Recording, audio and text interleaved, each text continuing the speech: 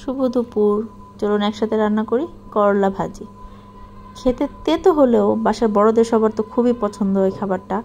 বাচ্চা ছোটরা খুব একটা খেতে চায় না, কিন্তু ধীরে ধীরে খেতে থাকলে নিশ্চয়ই পছন্দ করবে। আর এরকম করে ভাজি করলে তো কথাই নেই।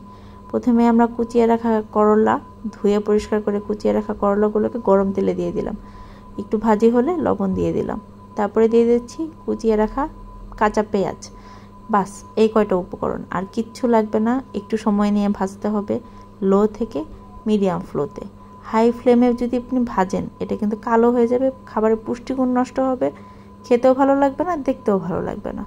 অল্প সময় নিয়ে ধীরে ধীরে ভাজতে হবে, তাহলেই কালারটা একদম সবুজ থাকবে, খেতেও খুবই ভালো লাগবে। এতে দেখছেন ভাজি হচ্ছে, প্রায় হয়েই যাচ্ছে ভাজিটা।